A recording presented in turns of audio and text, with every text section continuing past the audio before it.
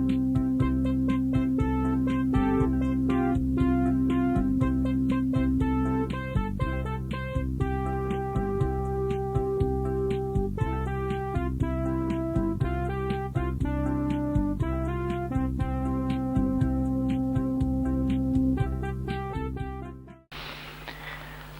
so these are some ways in which we can imagine the relationship between the individual and the divine.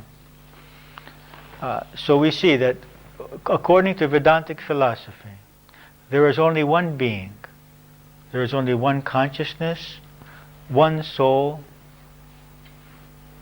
one universal mind. And all of us are expressions of that. We have a certain degree of individuality which depends on our programming, which we'll discuss as we go on. And each of us expresses that one divine energy or consciousness in a different way. Each of us is unique. Although we have the same source, we are unique in the way that we express that source. And that's the beauty of creation. And it's not only humans, it's also plants and animals and microbes, bacteria, minerals, the planet, the solar system.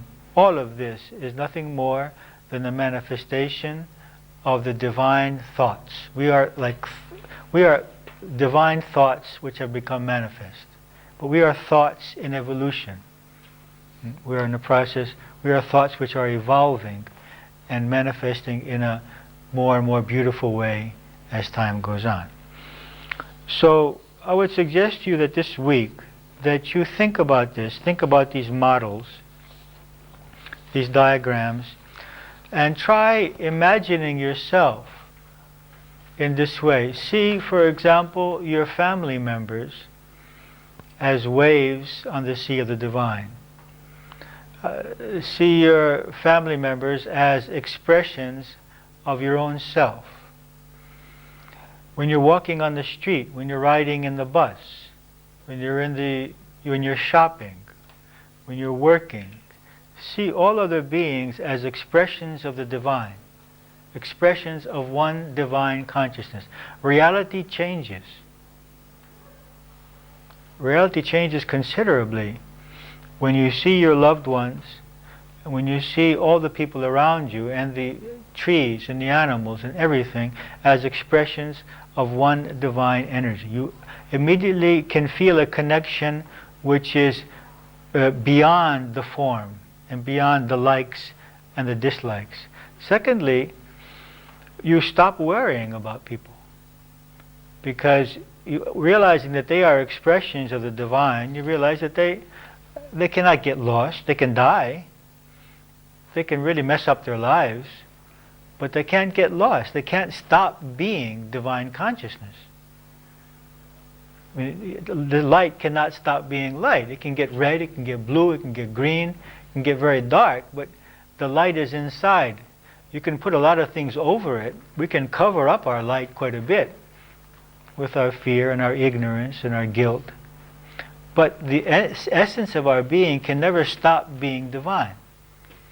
This is also expressed in the words of the Old Testament, that man is created in the image and likeness of God. So that each being has in the center of his being the likeness of God, the image of God, excuse me.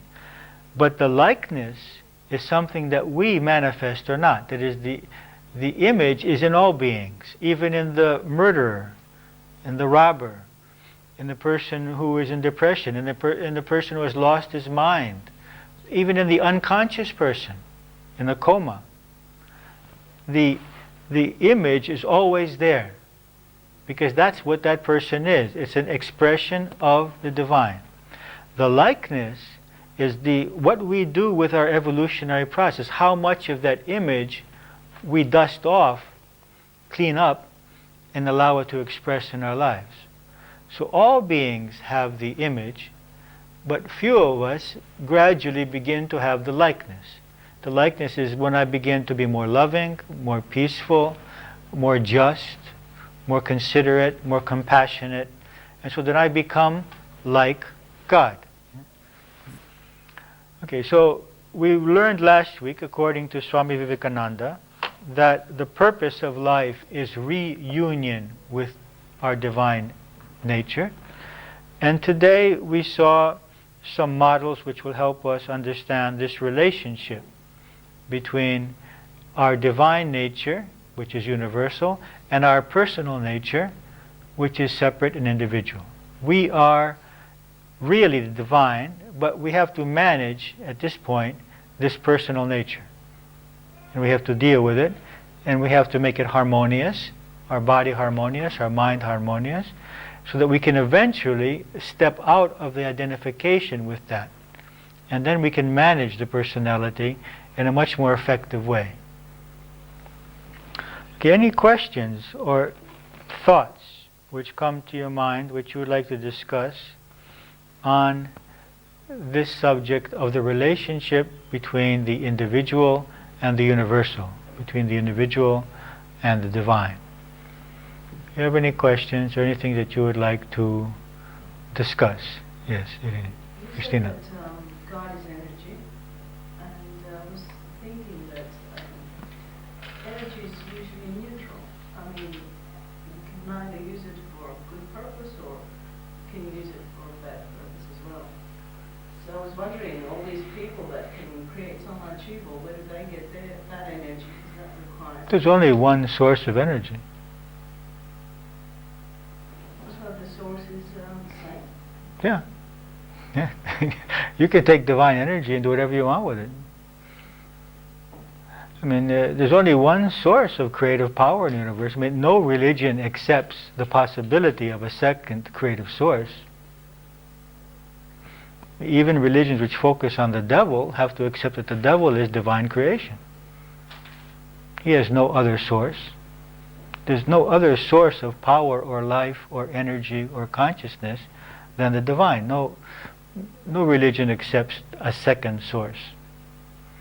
So we have been given free will, and we can use this divine energy to create or to destroy. This is what free will is all about. It's a learning process. And so when we use this energy in a certain way, we experience positive results. When we use it in another way, we experience negative results. And we learn. By suffering, we learn, okay, this is not very nice, this is not very beneficial to do. I guess I must learn not to do this because I create suffering for myself when I do it. And this is why we have the whole law of karma, which we will discuss later on.